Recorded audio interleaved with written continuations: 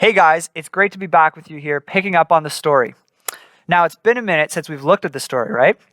But for the past couple of weeks, playing the Wheel of Wackiness and having some good chats with Bex about anxiety, those have all been so amazing. But it's good to be back. So let's think back to where we left off. Do you remember? We heard from Wayne about how Moses and the Israelites were delivered from Egypt. Then remember how Wayne talked about how once the Israelites came out of slavery, all they could do was complain about where they were. Even though they were finally free, they just complained about their circumstances. Picture this. Right now we're dealing with COVID-19. And I don't know about you, but I miss a good, crisp high five. Now imagine I complain and complain and complain about not being able to give anyone a good high five for all of COVID. Then COVID's over, and I finally get to give high fives to everyone. I'm giving them left and right. That would be pretty cool, eh? Pretty good. Well, then imagine after a week of high five bliss, I say, man, people just aren't the same at giving high fives as they used to be. People need to get better at giving high fives. And I just keep going on and on about how people just need to be better and blah, blah, blah.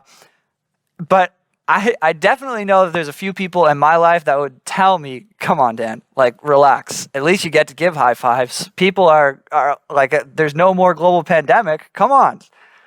I know this is a kind of silly example, but this is what Moses was dealing with. Just a bunch of negative Nellies. Blah, blah, blah, I'm hungry. Blah, blah, blah, my feet hurt. Blah, blah, blah, I'm tired. It was better in Egypt.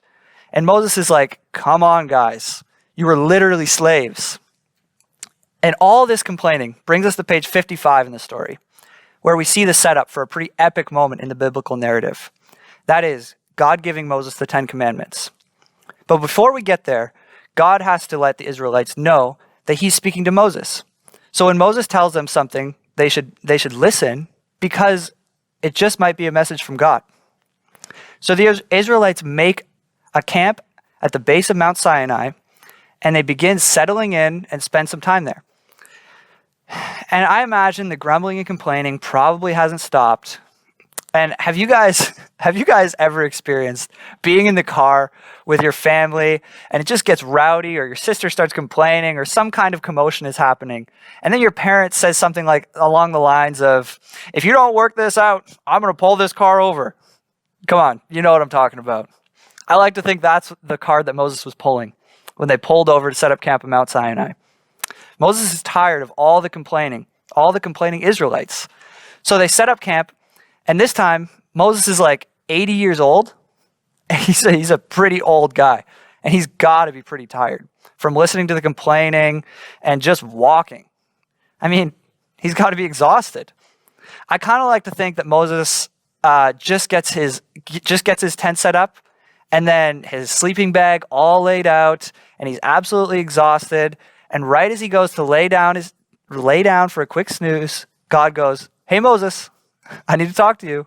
And Moses goes, yeah, God, can we talk right here? And God says, no, not here. Climb the mountain, Moses. And Moses is like, I'm not going to complain. I'm not going to complain. I'm not going to complain. So Moses heads up. And like I said, Moses is like 80 years old. And he's climbing a mountain on his own.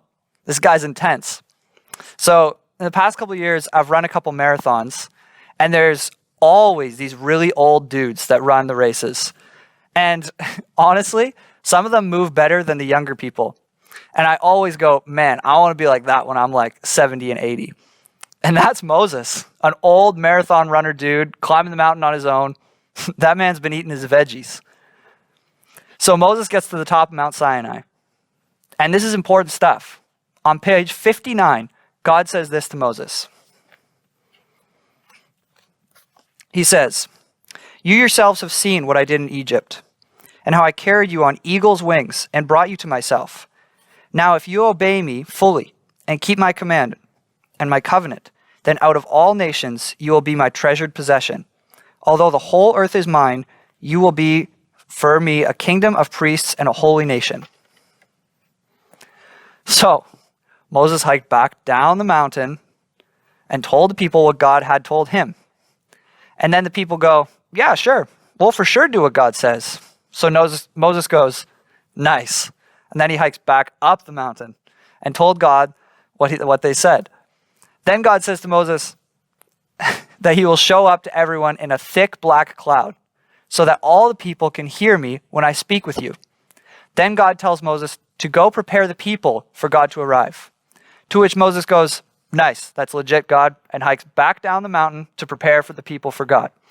So how does Moses prepare the people for God?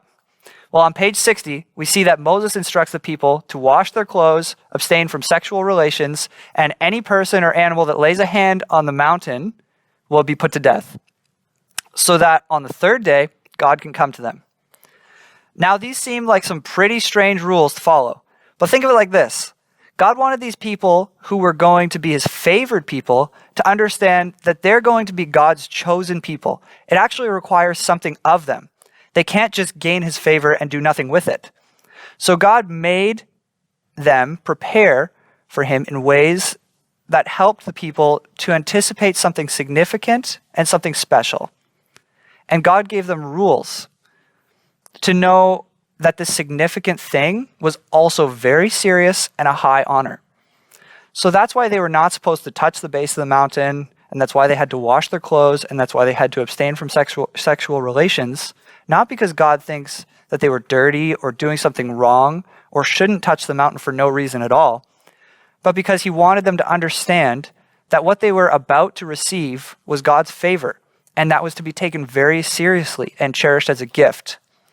And God really wanted them to know that he was about to give them a gift, not a burden. You see, sometimes God asks things of us that don't seem to make any sense in the moment, but in the long run, they actually help us grow closer to God and help us become more and more like him. I'm going to be honest. Sometimes patience is not my reaction I want to give, but practicing patience, even when it's hard and doesn't make sense, is how we live the way that God intended for us.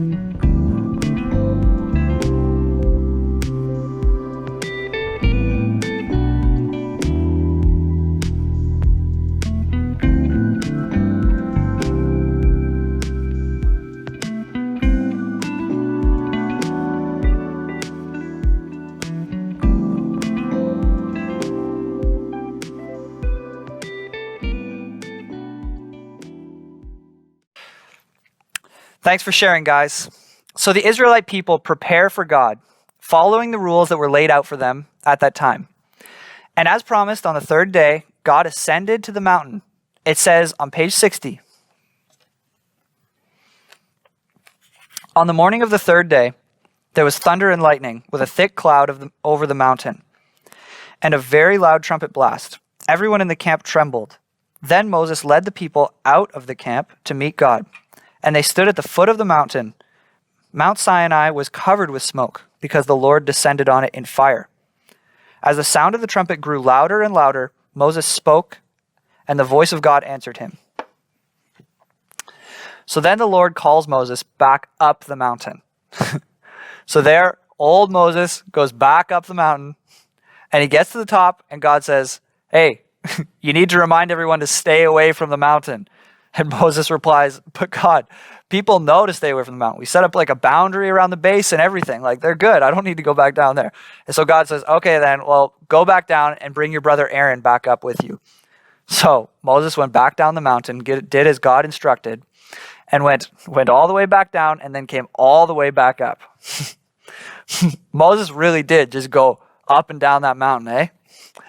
But here's what's the significant part about this moment. God is trying to communicate to Moses and the Israelite people that he is all in with them. But are the Israelites and Moses all in with God?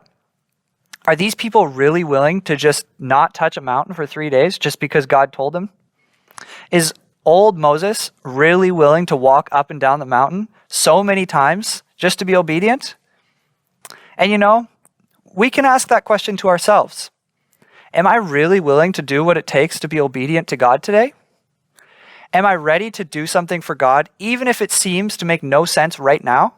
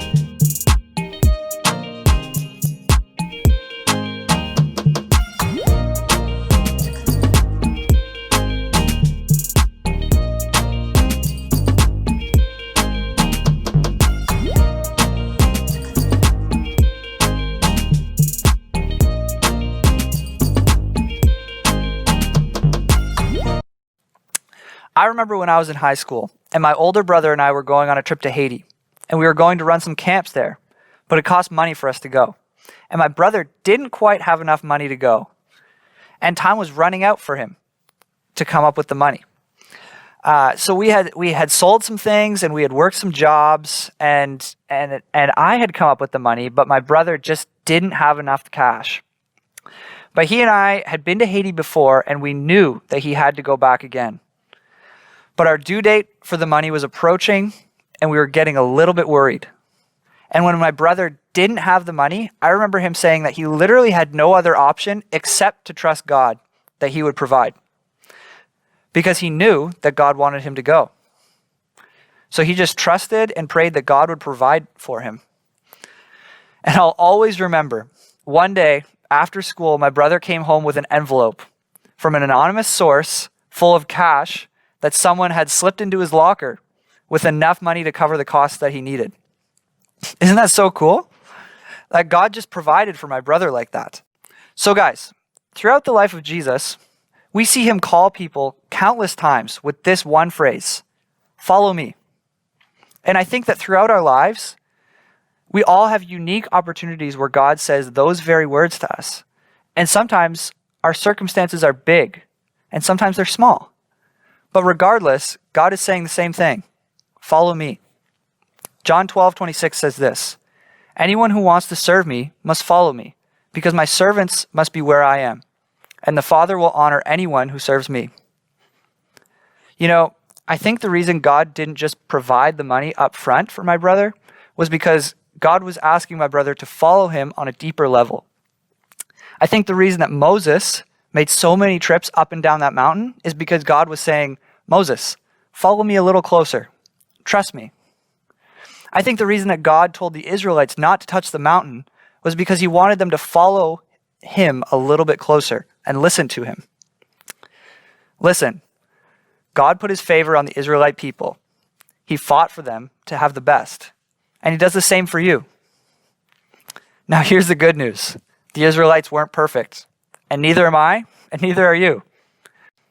But regardless of how much we get right or how much we get wrong, today, God is fighting for you because he wants you on his team. He actually thinks you're so awesome. He knows what you're good at, and he knows what you're bad at. He knows what makes you happy, and he knows what makes you sad. And he wants to be a part of all of it. He just says, come to me, trust me, listen to me, and follow me. Guys, before you go this week, I want you to talk in your small groups about how you think God might be asking you to follow him closer this week. Maybe he just wants you to wake up in the morning and before you grab your phone, just say, hey God, what do you have for me today? Or would you direct me today? Or could you just give me some joy today? Maybe ask God, what is distracting me from taking a deeper step with you, God? Remember, God thinks you're so awesome, and he loves you, and he wants to be on your team. Have a great week, guys. See you soon.